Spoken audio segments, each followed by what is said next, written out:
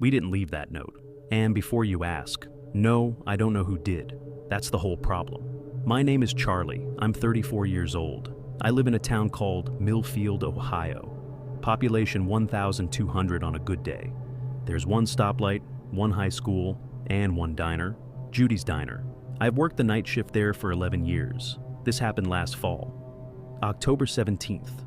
I remember the date because it was 3 days before my daughter's birthday.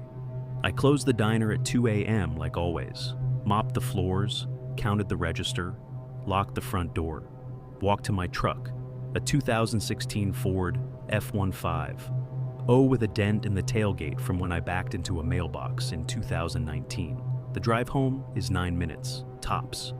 Down Main Street, past the old grain silo left on County Road 12, then 2 miles of cornfields until my driveway. That night, I noticed something weird about halfway home. My high beams caught a reflection off something sitting on top of a wooden fence post. A fence post I'd passed 1,000 times. There was never anything on it. I slowed down, put the truck in park, grabbed my flashlight from the glove compartment, one of those big yellow ones from Home Depot. It was a mason jar, the kind your grandmother puts jam in, sitting upside down on top of the fence post. And inside the jar, pressed against the glass, was a folded piece of notebook paper. I pulled the jar off, unscrewed the lid, took out the paper.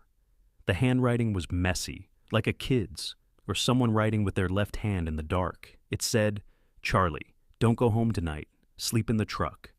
My stomach dropped, not because I was scared, because someone knew my name, someone knew my truck, someone knew where I lived. I looked around. Cornfields on both sides, no houses, no streetlights, no cars. Just me, my truck, and a jar on a fence post. I got back in the truck and drove home anyway, because I'm stubborn, and because I thought it was a prank. Some kid from the high school, senior night, stupid stuff. I pulled into my driveway at 2:17 a.m. My wife's car was in the garage. The porch light was on. Everything looked normal. I went inside, locked the door, kissed my wife on the forehead. She didn't even wake up. Went to bed. At 3:04 a.m., the phone rang.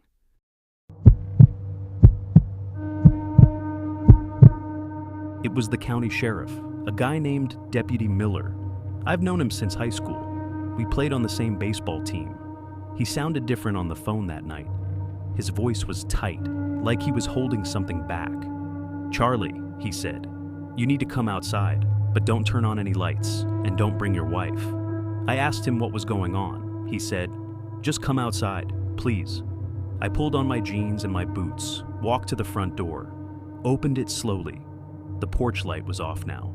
I didn't remember turning it off. Deputy Miller was standing in my front yard. His cruiser was parked on the street with its lights off.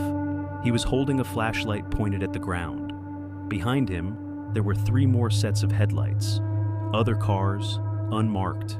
I didn't recognize them. I walked down the steps. The gravel crunched under my boots. Miller didn't say anything. He just pointed his flashlight at my truck. There was another mason jar sitting on the hood of my F-150, right in the center. Same kind of jar, same kind of paper inside. I walked over, picked it up, read the note. "I told you not to go home. Now she's watching. Look at the bedroom window.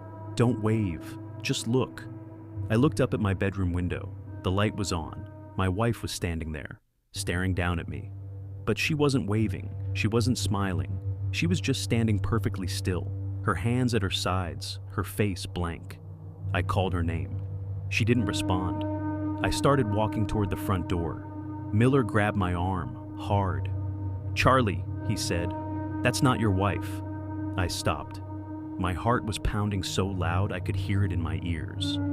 "What do you mean that's not my wife?" Miller took out his phone, showed me a text message. It was from my wife's phone, sent at 1:48 a.m., 14 minutes before I left the diner. The message said, "I'm at my mother's house in Columbus. Charlie's phone isn't working. Can you check on him? I have a bad feeling." Miller said, "I drove past your house at 2 a.m. The bedroom light was off. All the lights were off. I circled back at 2:30. That's when I saw someone standing in the window, just standing there, waiting. I looked up at the window again. She was still there, same position, same blank face. but now she was smiling, a slow, small smile, like she knew something I didn't. Miller whispered, "Charlie, when was the last time you talked to your wife?" I thought about it. I called her at 9 p.m., before my shift started. She said she was tired, said she was going to bed early, said she loved me. I asked Miller, "Did you call her mother?" He nodded. "Her mother says your wife arrived at 7:30 p.m. She's been there all night. She never went home." I looked back at the window. The figure was gone. The light was off. The bedroom was dark. And then I heard it. A sound from inside the house. Not loud, not a bang or a crash. Just a soft, slow tapping, like fingernails on glass. Coming from the bedroom window. From the inside. I didn't go back in the house that night. Miller and his people went in. They cleared every room, every closet, every corner. The house was empty. No wife, no intruder, no signs of a break-in. But on the bedroom floor, right in front of the window, there were wet footprints, bare feet, small, leading from the window to the closet and from the closet to the back door. The back door was unlocked. I haven't slept in that house since. My wife is still at her mother's. She's fine, confused, but fine.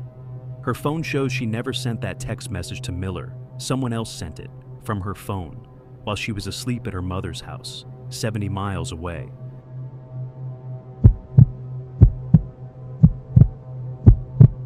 The sheriff's department investigated for 3 weeks. They found nothing. No fingerprints on the jars, no tire tracks, no security camera footage from any of the neighbors, because my closest neighbor is half a mile away. They interviewed everyone in town, kids from the high school, drunks from the bar, the old guy who runs the gas station. Nobody knew anything, but I know something. I know it wasn't a prank, because a week after it happened, I found a third jar. This one was sitting on my desk at the diner, in the back office, a room that locks, a room I have the only key to. The note inside said, "You listened, you survived. Don't come looking for me. I'm not lost, I'm just waiting for the next one." I showed it to Miller. He sent it to the state lab. The handwriting didn't match anyone in their database. The paper was Putong notebook paper, sold at every Walmart in 3 states. The jar was a standard ball mason jar. Millions of them out there, no answers, just questions. I still work the night shift at Judy's. I still drive the same roads. I still live in the same town. But I don't sleep in that house anymore. I sleep in the truck, parked behind the diner, with the doors locked, and the keys in my hand. And every time I pass that fence post on County Road 12, I look. Sometimes the jar is there, sometimes it's not. But when it is, the note always says the same thing. I'm still watching, and you're still here. That's not a coincidence. I don't know who's leaving the notes. I don't know what they want. I don't know why they chose me. But I know one thing for sure. We didn't put that jar on the fence post. We didn't leave that note on the hood. And whoever did, they're still out there, waiting for the next one.